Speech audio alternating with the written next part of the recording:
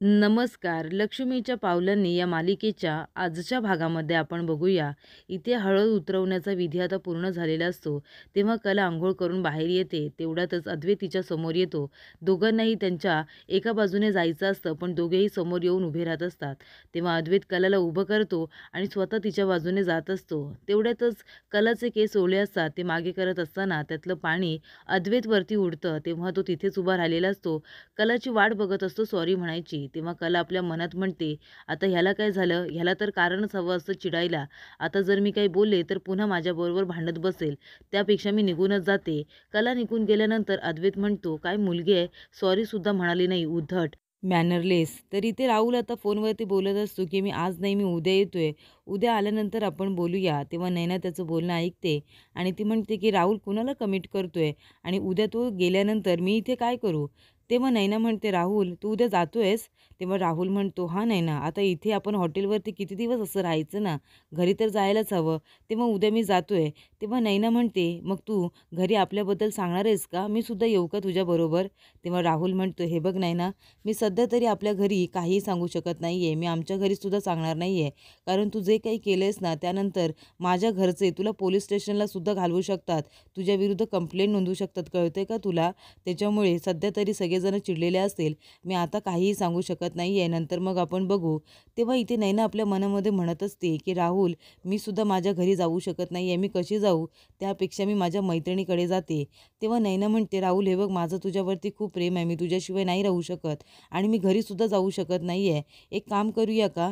मी आहे ना माझ्या मैत्रिणीकडे जाते, पण ती परवा येणार आहे. ती बाहेर गेली आहे ना, तेव्हा आपण उद्याच्या दिवस इथे राहूया. मग मी परवा माझ्या मैत्रिणीकडे जाईन."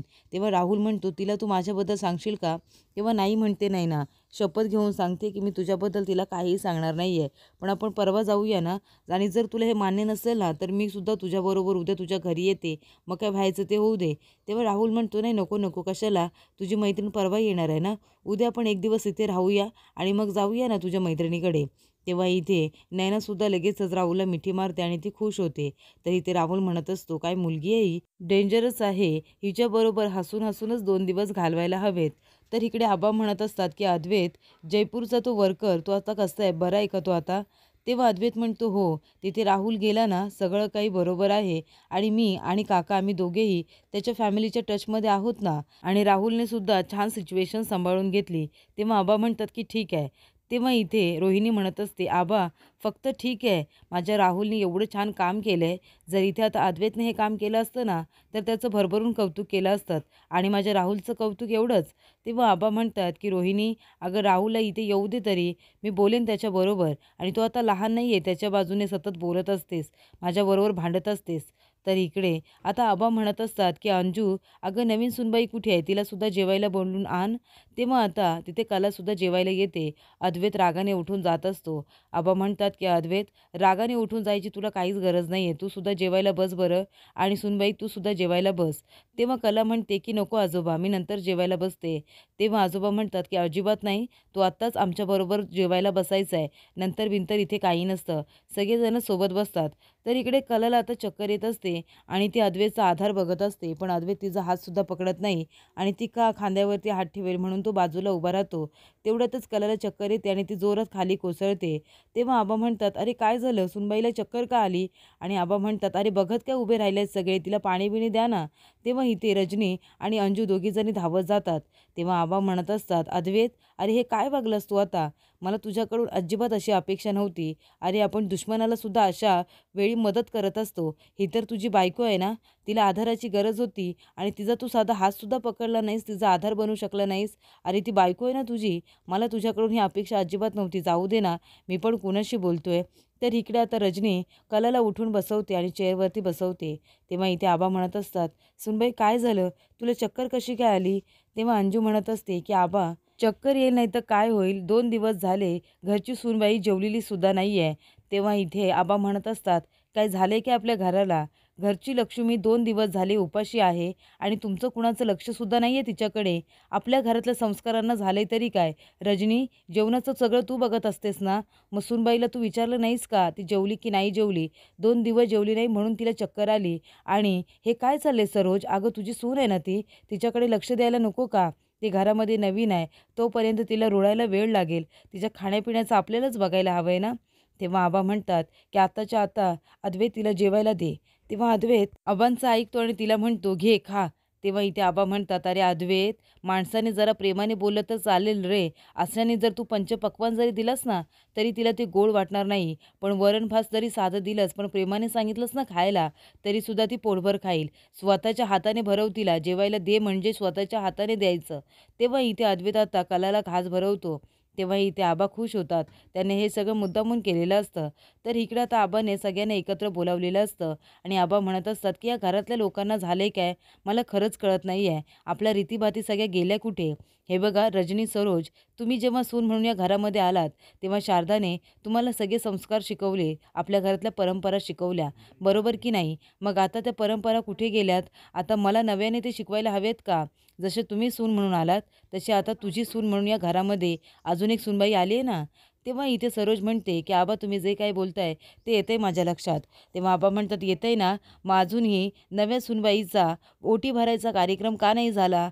तो सुद्धा आपल्या घरातला विधी आहे ना, तो सासूने पूर्ण करायचा असतो." तेव्हा सरोज म्हणते, की "आबा तुम्ही म्हणताय म्हणून सगळं रीतिरिवाजाप्रमाणे होईल, पण मी ओटी भरणार नाही, माझ्या जागी ओटी रजनी भरेल." तेव्हा आबा म्हणतात, की "अजिबात हे चालणार नाही. जेव्हा सोहमचं लग्न होईल ना, तेव्हा त्याच्या बायकोची ओटी रजनी भरेल. आता ही तुझी सून आहे ना, हिची ओटी तू भरायची आहे." तेव्हा इथे रोहिणी म्हणत असते, "आणि राहुलचं लग्न होईल, तेव्हा त्याच्या बायकोची ओटी मी भरेन." हे बोलायला विसरलात तुम्ही आबा. तेव्हा आबा म्हणतात, "अगं तू ह्या घरची मुलगी आहेस रोहिणी. तुला सगळं रीतीभाती माहिती आहेत ना, मग तुला काय सांगायची गरज आहे?" तेव्हा आबा म्हणत असतात, की "संध्याकाळी आपल्या नवीन सूनबाईचा ओटी भरण्याचा कार्यक्रम होईल, तोपर्यंत अद्वैत तू कुठेही जायचं नाही आहे." तेव्हा रोहिणी म्हणत असते, "बघितलंस ना वहिनी, आबांना आहे ना त्यांच्या मनात येतं तसेच ते करत असतात. पण ते सुद्धा बरोबर बोलतायत. अगदी अद्वैतने कलाला विधिवत लग्न करून तिला घरामध्ये आणले. मग ही ओटी भरण्याचा कार्यक्रम तर व्हायलाच हवा." तेव्हा सरोजला राग येतो आणि ती सरळ निघून जाते. तेव्हा इथे रोहिणी म्हणत असते, "कला काळजी करू नको. हळू सगळं काही व्यवस्थित होईल." तर इकडं आता महादेव काका कलाला फोन करत असतात, पण कला फोनच उचलत नसते. तेव्हा कला आपल्या वडिलांचं नाव बघून खूपच जास्त खुश होते आणि फोन आपल्या जवळ घेते. पण ती म्हणते, की "बाबा तुम्हाला दिलेला शब्द पूर्ण करण्यासाठी सरोज मॅडमला दिलेला शब्द मला पूर्ण करावा लागेल आणि त्यासाठी मी तुमच्याशी बोलू शकत नाही आहे." तेव्हा महादेव काका म्हणतात, की "काय झालं माझ्या कलेला? फोन का उचलत नाही आहे? तिथे सगळं काय चाललं आहे? तिला सगळे मान देता येत नाही, हे मला कसं काय कळेल?" तेवढ्यातच तिथे रॉकेट येतो. तो म्हणत असतो, की "काका सगळं काम झालेलं आहे. म्हणजे अगदी आपला हॉलसुद्धा लख्ख करून ठेवला आहे आणि तुम्हाला मी मिसळपावचा मसालासुद्धा आणला आहे आणि कांदासुद्धा चिरून ठेवलेला आहे. पावाच्या लाद्यासुद्धा आलेल्या आहेत. अजून काही काम आहे का?" तेव्हा इथे काका म्हणतात, "एक काम आहे. तुलाही ना आता आपल्या कलाच्या घरी जावं लागेल, तिच्या सासरी. तिच्या ह्या काही साड्या आहेत त्या आणि याच्यामध्ये जे काही लाडू वगैरे आहेत ना, ते तिने बनवलेले आहेत, ते सुद्धा घेऊन जायचे आहेत. आणि तिथे गेल्यानंतर बघ जरा, माझ्या कलेला सुनेचा मान मिळतोय ना, ती तिथे खुश तर आहे ना, सगळे तिच्याबरोबर व्यवस्थित वागतायत ना. मला तिची खूप जास्त काळजी वाटते." तेव्हा रॉकेट म्हणतो, "मी सगळी माहिती तुम्हाला इत्थंभूत आणून देतो." तेव्हा इथे काका म्हणत असतात, "आणि माझ्या कलाने विचारलं ना आई-बाबा कसे आहेत, तर तिला सांगा आई-बाबा एकदम आनंदित आहेत." तेव्हा इथे बाबा आता खूपच जास्त इमोशनल झालेले असतात. तर इकडे कला शांतपणे बसलेली असते. तेवढ्यातच रजनी तिथे येते आणि म्हणते, की "कला, हातपाय धु आणि ही साडी घे आणि साडी नेसून तयार राहा. संध्याकाळी ओटी भरण्याचा कार्यक्रम आहे ना." तेव्हा कला म्हणते, "थँक मॅडम, पण ही साडी मला नको." तेव्हा रजनी म्हणते, "अगं असं काय करतेस? तुझी पहिलीच ओटी भरण्याचा कार्यक्रम आहे. साडी छान दिसायला नको का?" तेव्हा कला म्हणते, की "माझ्या आईची साडी आहे ना, तीच मी नेसेन. या घरामध्ये आजोबा सोडले तर कुणी मला सुनेचा मान देत नाही. सून मला मानत नाही. मग मी कुठल्या अधिकाराने ही साडी घेऊ? त्याच्यामुळे मी माझ्या आईची साडी नेसेन." तेव्हा सरोज तिथे येते आणि म्हणते, "जाऊ दे गं, नको असेल ना तिला साडी तर नको देऊ. मलासुद्धा माझ्या सुनेचे लाड करायला आवडले असते, पण सूनसुद्धा त्या परिस्थितीत आली असते ना तर बरं झालं असतं. कळलं तुला?" तर इकडे कलाला सरोजचं बोलणं ऐकून वाईट वाटत असतं. तर पुढील भागामध्ये आपण बघूया, इथे रॉकेट धावत पळत कसाबसा कलाच्या रूममध्ये येतो आणि म्हणत असतो, की "कलाताई हे सगळं काय चाललंय?"